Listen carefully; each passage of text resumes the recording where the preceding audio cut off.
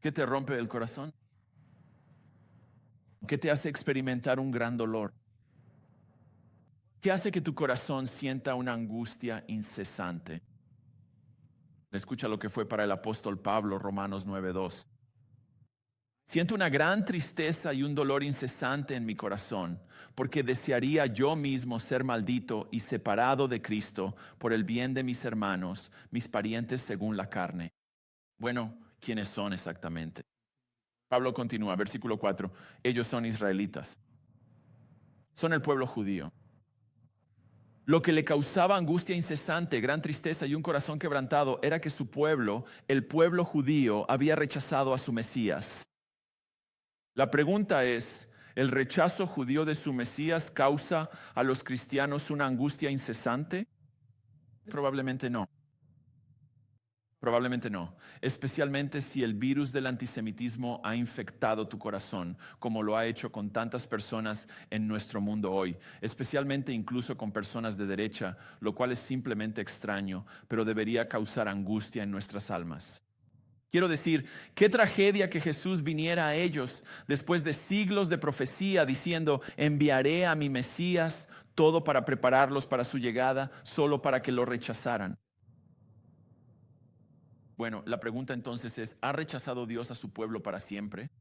¿Ha terminado con ellos reemplazándolos por la iglesia?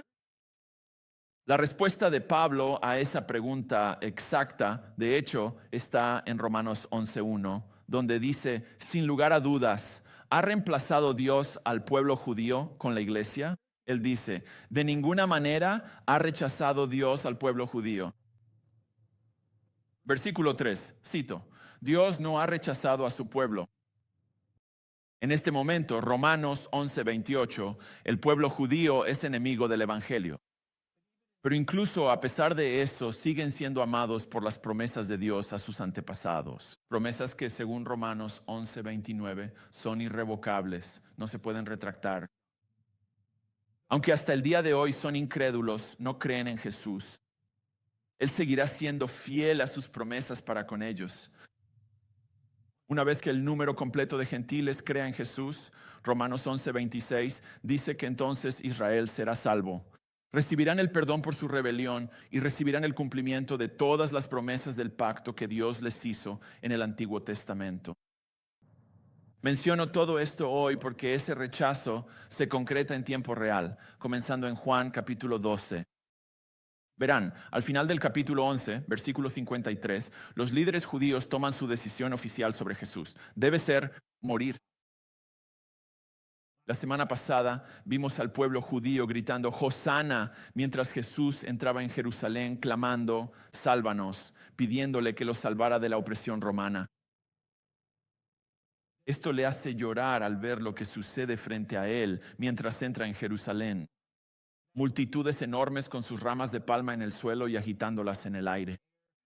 Ellos quieren un rey político y militar, un héroe que destruya a los romanos, no un salvador de su pecado.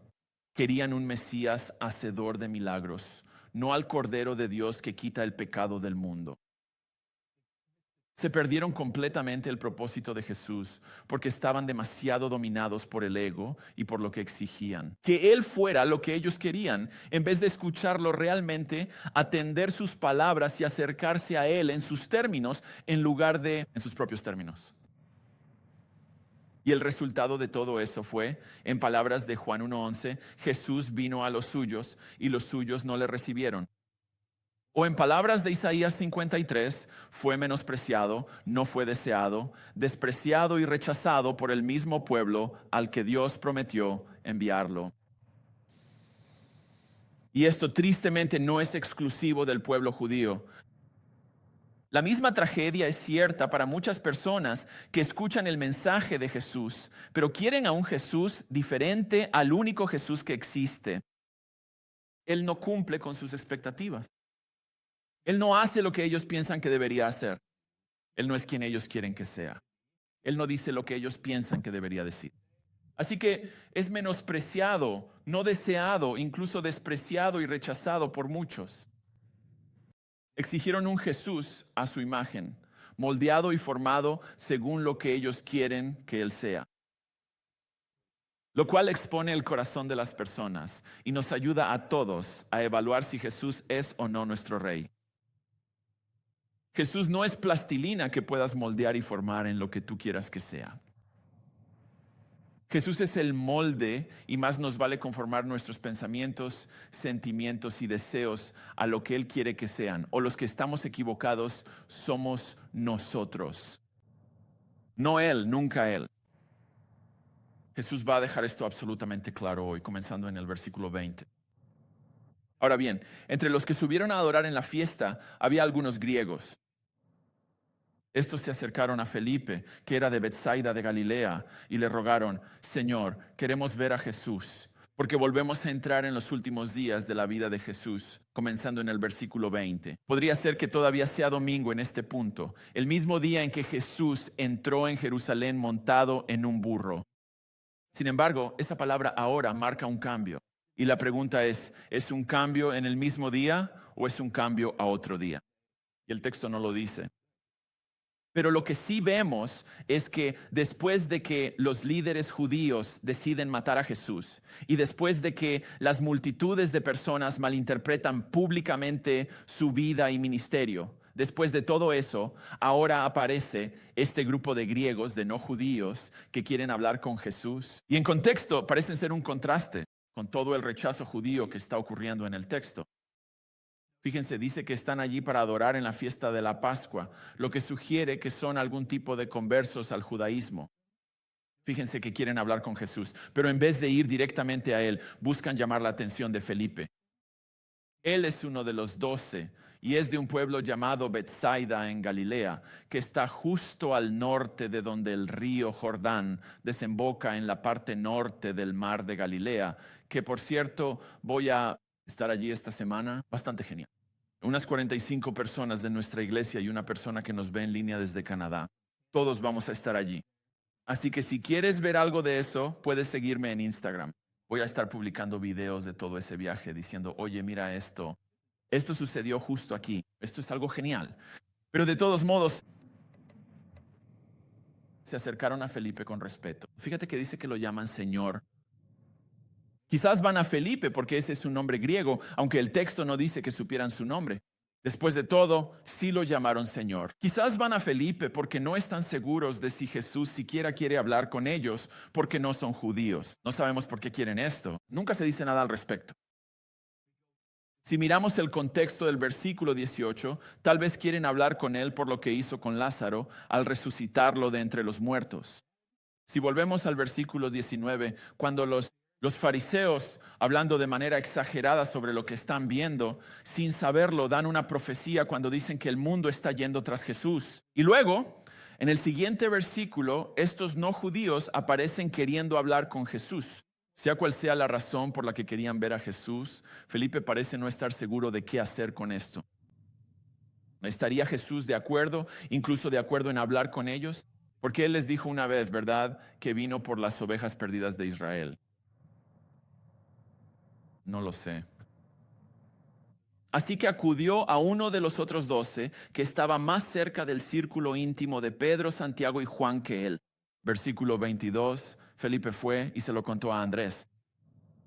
Andrés y Felipe fueron y se lo contaron a Jesús. Así que ambos van a Jesús y le informan: oye, hay unos griegos aquí que quieren hablar contigo.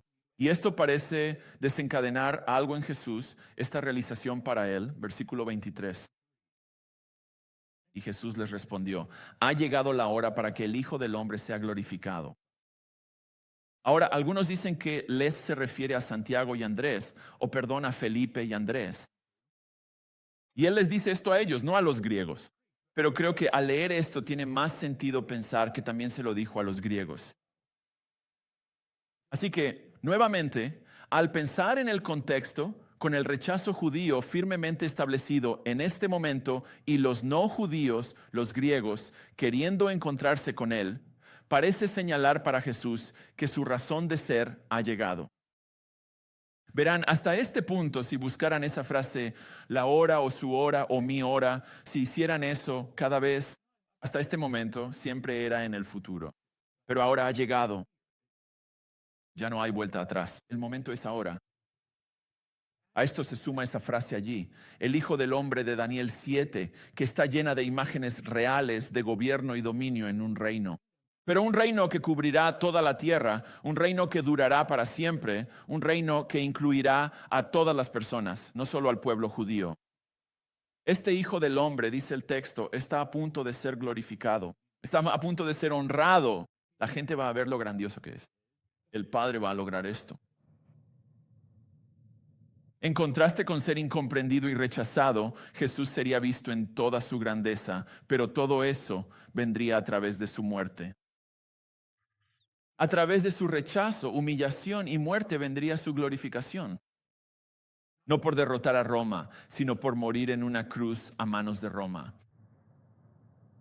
Y por si acaso alguien allí o alguien aquí piensa que Jesús podría estar hablando de algo distinto a su muerte que conduce a su glorificación, Él lo deja bien claro. Hogar en el versículo 24. Echa un vistazo. En verdad os digo que si el grano de trigo no cae en la tierra y muere, queda solo. Pero si muere, da mucho fruto. Este versículo, junto con los otros dos, explica lo que Jesús dijo en el versículo 23. El Hijo del Hombre sería glorificado, no destruyendo la opresión romana, sino destruyendo el pecado, la muerte y la opresión del infierno. Lo haría con su muerte. Cuando dice, en verdad os digo, significa que va a decir algo importante. Así que estos griegos, los 12 y todos nosotros debemos prestar atención a estas palabras.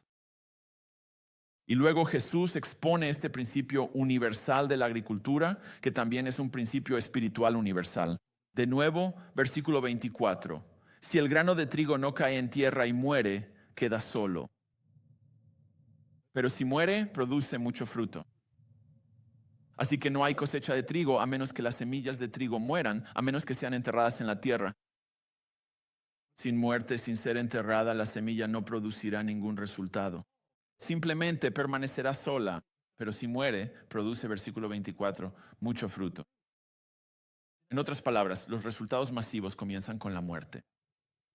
No hay fruto sin la muerte de la semilla. Y en la analogía, la semilla es la vida de Jesús. Y para que su vida sea efectiva, para lograr lo que vino a hacer aquí, que es ser el Salvador del mundo, primero debe morir. Su amor no lograría eso. Sus enseñanzas no lograrían eso. Sus milagros no lo lograrían. Su compasión no lo lograría. El fruto espiritual implicaba la muerte.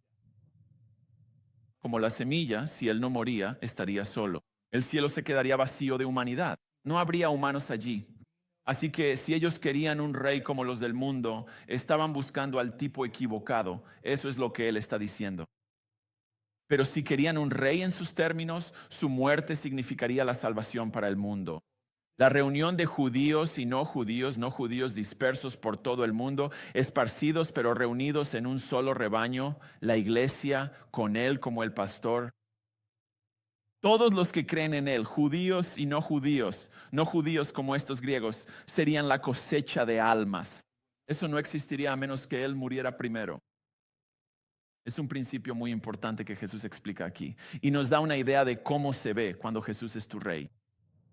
En otras palabras, vamos a punto número 1, preferir los resultados espirituales a los costos terrenales.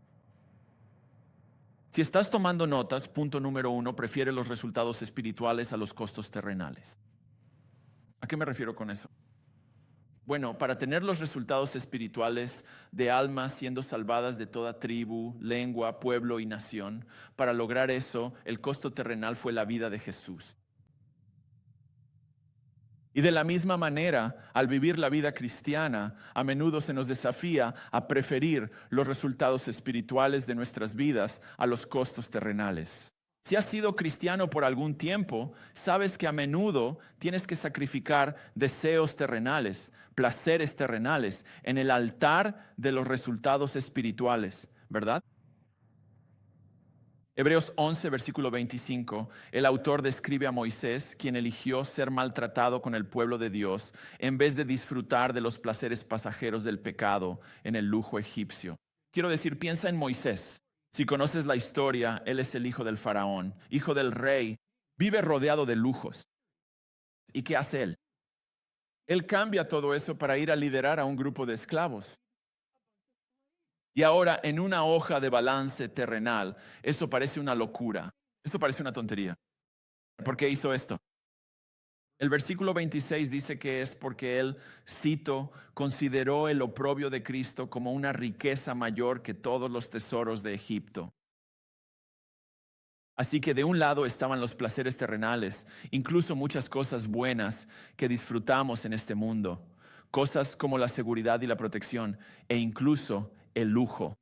Pero del otro lado estaba ser fiel al Señor, lo que llevó al odio y al sufrimiento. De nuevo, en una hoja de balance terrenal, esto es simplemente una decisión insensata. Pero en la hoja de balance celestial, la fe de Moisés era una riqueza mayor. Y todo lo que dejó atrás fue porque miraba a la recompensa y no al momento.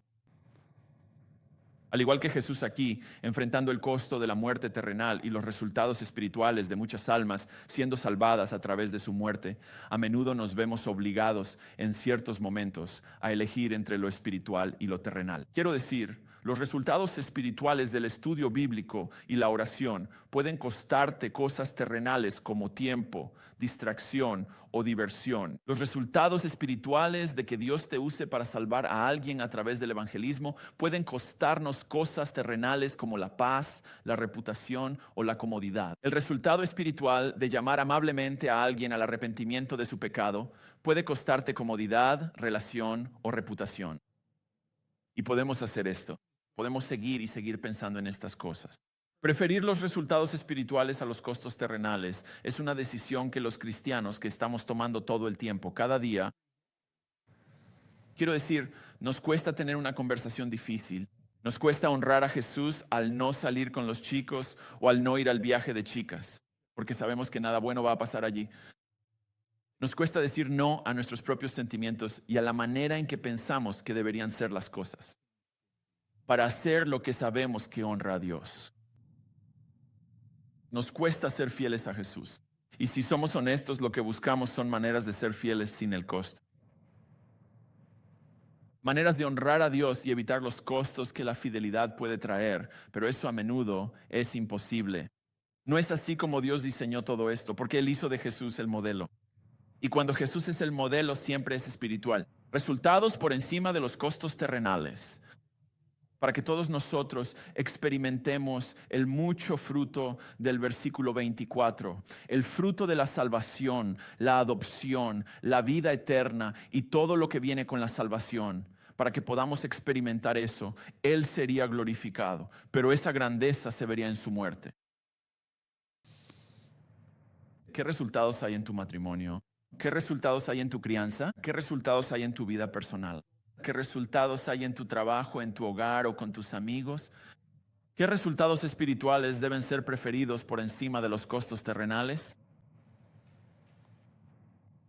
¿Qué sabes que necesitas hacer y qué sabes que te costará?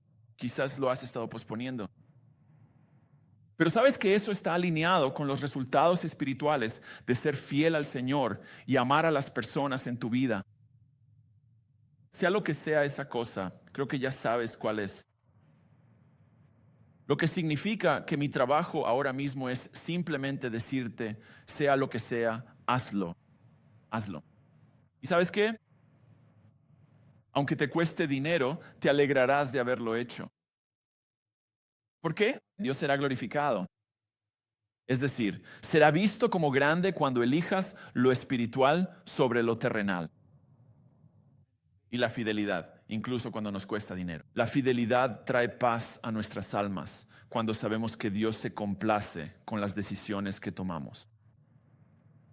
Vale la pena. Vale la pena priorizar los resultados espirituales sobre los costos terrenales. De hecho, esto es exactamente a donde Jesús va en el siguiente versículo. 25. El que ama su vida la pierde. Y el que aborrece su vida en este mundo la conservará para vida eterna. Aquí hay otro principio universal que se conecta directamente con la hora de la muerte de Jesús. Él no va a amar su vida. Él va a morir a sí mismo muriendo en la cruz. Y al hacerlo, eso significará vida eterna para todos los que creen en Él. Luego quiero que notes un par de cosas sobre este versículo. Primero está la palabra quién, que se repite 2 veces. Esto significa que es una invitación para todos, que todos deben escuchar esto. Todos deben prestar atención a esto, no solo los judíos, sino que todas las personas deben poner atención a esto. También quiero que notes en este versículo la palabra su, que también se repite 2 veces. Esto muestra que lo que Jesús dice aquí es individual. Estas no son solo declaraciones generales impersonales, estas son verdaderas para cada uno de nosotros. Esto es algo que cada individuo debe escuchar e incluso comparar su vida con ello, para ver a qué grupo pertenece, en qué grupo estoy. Veamos el primer grupo. ¿Quién ama su vida? Esto no significa amo mi vida, es tan buena, gracias Jesús. No, no es eso. La vida de uno aquí. Son sus metas, sus sueños, intereses, ambiciones, placeres. Amar la propia vida significa que todo eso es elegido. Todo eso se valora como más importante que Dios y lo que Él quiere para la vida de una persona. Es vivir para uno mismo. Es ponerte a ti como la máxima prioridad. Es vivir como si tú fueras el sol y todo y todos en tu vida debieran girar a tu alrededor. Esta dominación por el yo está en la raíz de todo pecado. Por eso el resultado de una persona que ama su vida es. ¿Cuál es el texto? ¿Cuál es el resultado? El resultado es que pierden su vida. Esa palabra perder en realidad puede significar destruir. Las personas que se aman a sí mismas como máxima prioridad, que se valoran por encima de Dios y de lo que Él quiere para sus vidas, destruyen su propia vida ahora. Y a menos que se arrepientan, a menos que crean en Jesús, experimentarán esa destrucción por toda la eternidad. Pero hay un segundo grupo. Versículo 25. El que aborrece su vida en este mundo, la guardará para vida eterna. Ahora, esto no significa, oh, odio mi vida. Es tan difícil. Y esto no es odiar las cosas buenas, todas las bendiciones que Dios trae a nuestras vidas. No se trata de eso. Esto describe el arrepentimiento y la negación de uno mismo, apartarse de mis metas, mis sueños, mis intereses, mis ambiciones, mis placeres, vivir con uno mismo como el centro de la vida, apartarse de todo eso y creer, convertirse en un planeta con Jesús como el sol y el centro de tu vida. Esto es morir al yo, donde los objetivos de Jesús, sus deseos, sus intereses, lo que lo hace feliz, ahora domina la vida de una persona. Es rendirse, es rechazar cualquier cosa, persona o todo, incluso a uno mismo, si eso es lo que me impide tener a Jesús. El resultado del arrepentimiento, el resultado de la fe, el resultado de entregar tu vida y dársela a Jesús en el versículo 25 es que la vida se conserva. Esa palabra significa protegido. Esa vida será protegida, fíjate, para la vida eterna. Una vida entregada a Jesús nunca será destruida, nunca se perderá.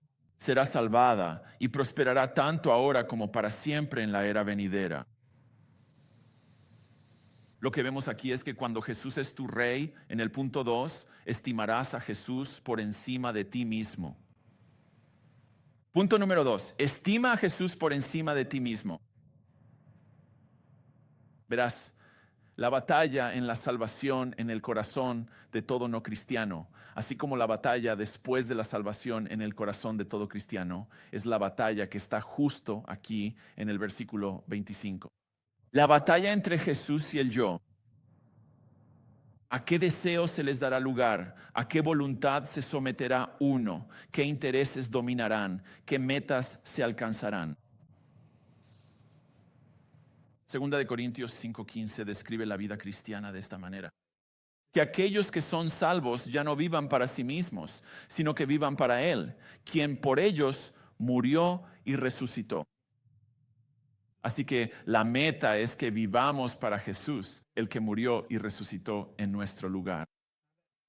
Ahora, esa frase, ya no vivan, significa que este nunca será un proceso perfecto. Nunca se logrará al 100%. Pero en el corazón del cristiano Jesús ocupa el primer lugar. Y luego el resto de nuestra vida consiste en tratar de vivir esa realidad. Primera de Pedro 4:2. Lo expresa así: que ya no vivamos el resto de nuestra vida, cito, para las pasiones humanas, sino que vivamos para la voluntad de Dios. Las pasiones humanas por un lado, cosas que yo quiero, cosas que deseo, y la voluntad de Dios, lo que Él quiere, lo que Él desea. Y por un lado, de nuevo, cada pasión humana, todo deseo natural que tienen las personas pecadoras. Y del otro lado está la voluntad de Dios expresada en la palabra de Dios. Así que el cristiano valora la voluntad de Dios por encima de sus deseos pecaminosos. Su voluntad es mejor que mis deseos pecaminosos. Y entonces la vida cristiana es buscar vivir como si eso fuera verdad, que su voluntad es mejor que lo que yo quiero. Ahora, la aplicación de esto es interminable, ¿verdad? Está la manera de Dios. Y nuestros deseos cuando se trata de casi todo, ¿cierto? Existe la manera de Dios de concebir el matrimonio y luego está lo que nosotros deseamos. Existe la manera de Dios de formar una familia. Existe la manera de Dios de trabajar, de hablar, de actuar y de ser puros. Y la manera de Dios de tratar a los miembros de la familia, a los empleados o a los empleadores. Y existe la manera de Dios de tener citas y de vivir. Y luego está lo que nosotros deseamos. Filipenses 1:21 dice: para mí el vivir es Cristo. Pero nuestros corazones tratan de convencernos de que vivir es Juan. Vivir es Raquel, vivir es Roberto, vivir es Addison. Y si no tenemos cuidado con el pecado en nuestras vidas, si no lo estamos atacando y buscando hacerlo morir, lo que encontraremos es que vivir como Juan es la forma en que exigimos que otros nos traten. Y si realmente no tenemos cuidado con el pecado en nuestras vidas y no estamos tratando de matarlo, exigiremos eso. Así es como Jesús nos trata, que para Él vivir es Juan. ¿Sabes? Eso no sucede. Eso es imposible. No, lo vemos en el rechazo judío a Jesús.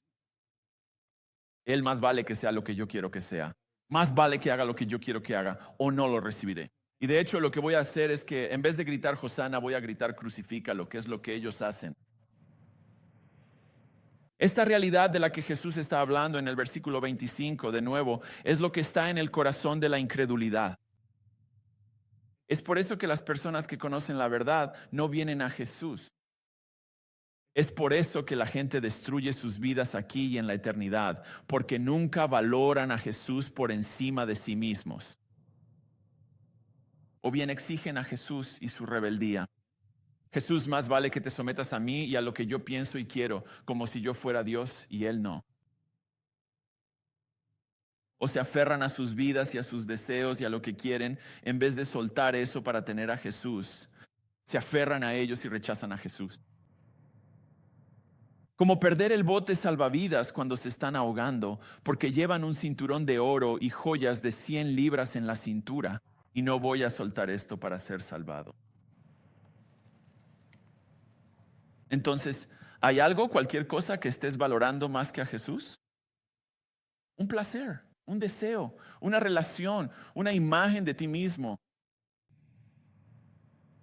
sea lo que sea. No vale la pena ir al infierno por eso. No es mejor que Jesús. Y si no está destruyendo tu vida ahora, lo hará, porque sin arrepentimiento, sin apartarte de eso, arrastrará tu alma al infierno. Sea lo que sea que te esté impidiendo venir a Jesús, solo debes saber que hay cientos de personas aquí ahora mismo que te dirían que no vale la pena. Yo pensaba que sí.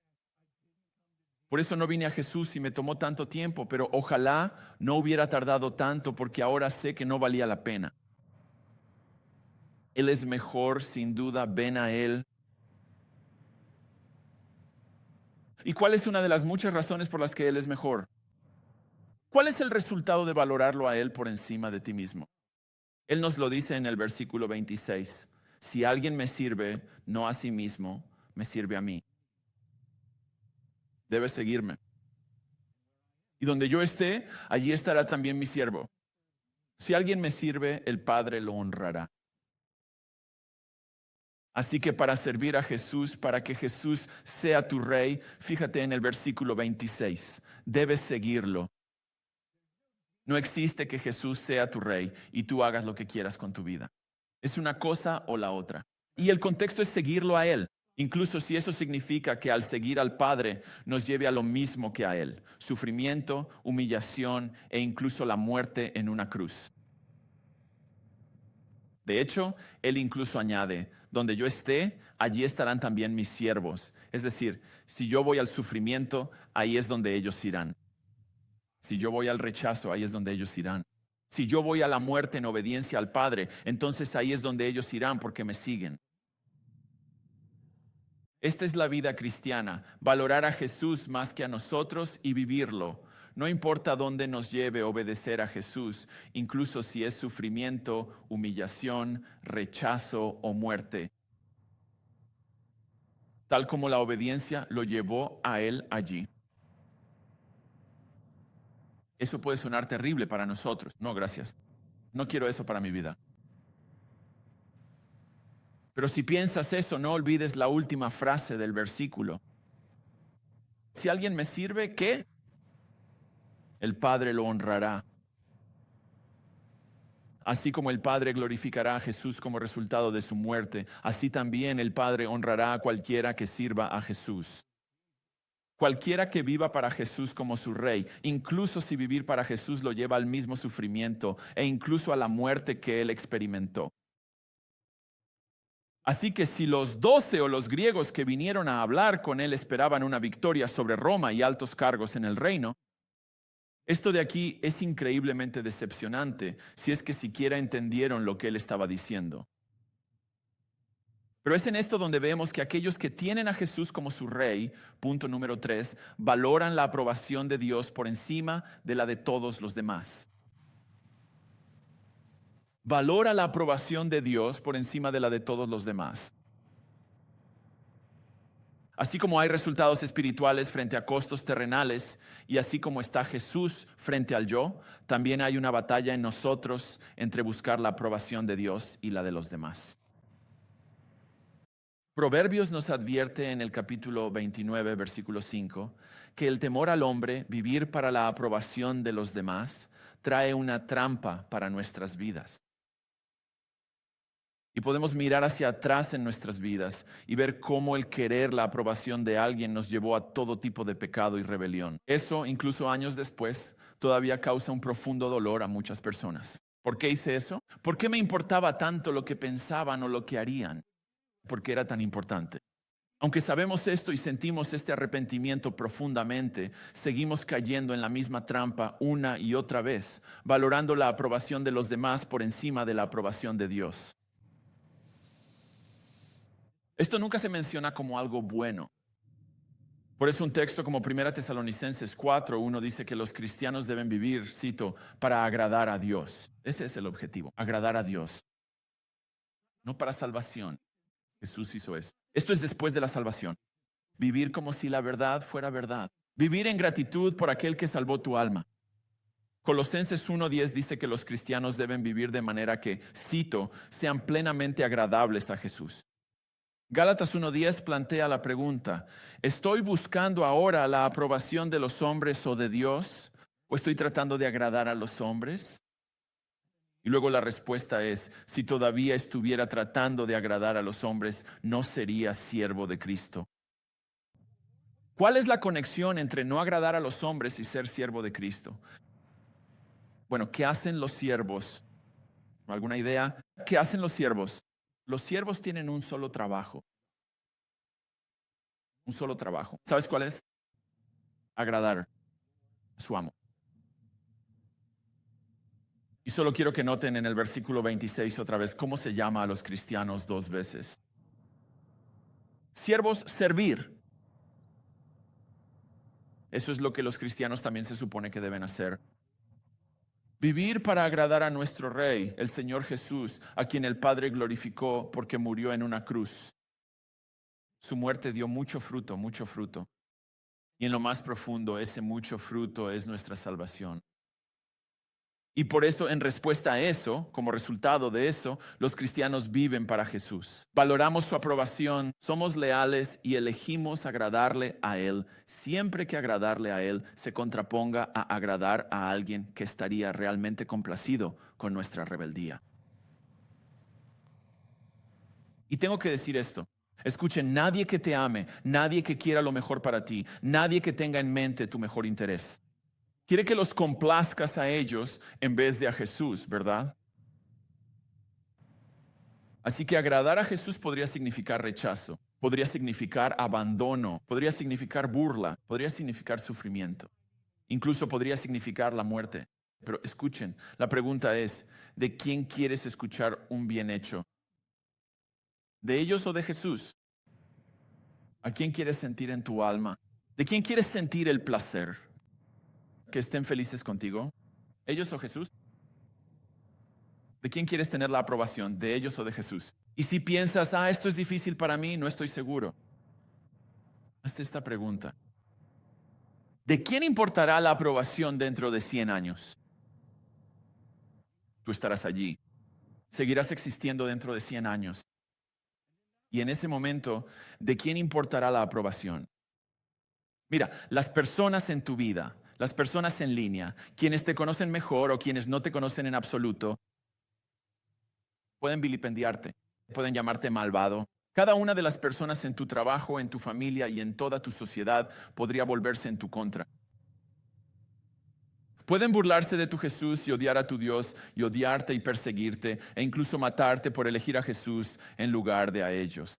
Pueden mirarte como si hubieras perdido la cabeza por no hacer lo que ellos quieren que hagas. Pero escucha, cuando estás con Jesús, ¿qué dice ahí en el versículo 26? Donde estoy allí, allí también estará mi siervo. Cuando estés donde está Jesús, cuando tu morada esté en tu hogar celestial, cuando seas honrado y recompensado por elegir a Jesús por encima de todos los demás, esto es lo que puedo prometerte. Ese día valdrá la pena. Valdrá la pena escuchar el bien hecho del Rey Jesús. Recibiendo honor, versículo 26 del Padre, valdrá la pena. Todas las dificultades que enfrentamos al seguir a Jesús, incluso si seguirlo nos lleva a la muerte, valdrá la pena infinitamente. Así es como se ve la salvación. Así es como se ve cuando Jesús es tu Rey. Oremos. Jesús, tú eres el Rey. Y estas palabras son verdad. Y estas palabras son poderosas. Tienen ya 2000 años y sin embargo siguen siendo y que pueden aplicarse a algo que sucedió esta mañana. Y por eso creo que por tu Espíritu has estado obrando en todos nuestros corazones para movernos, formarnos y moldearnos cada vez más en siervos, que son impulsados y dominados por lo que agradaría a mi Rey. Así que por favor, haz esa obra en todas nuestras almas. Para algunos, eso podría significar rendirse, dejar ir, doblar la rodilla ante ti y decir, ahora tú eres mi Rey. Confío en ti, creo en ti. Y para el resto significará Rey, Señor, amo. ¿Qué quieres que haga? ¿A dónde quieres que vaya? ¿Cómo quieres que viva?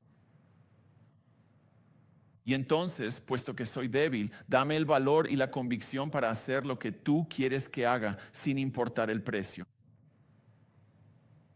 Haz esto en cada uno de nosotros y por cada uno de nosotros ruego. Amén. Hola, gracias por sintonizar nuestro canal de YouTube de Redeemer. Si esto te resulta útil, asegúrate de darle me gusta a este video, suscribirte y activar la campanita. Nos ayudará a llegar a más personas con la verdad bíblica. Muchas gracias.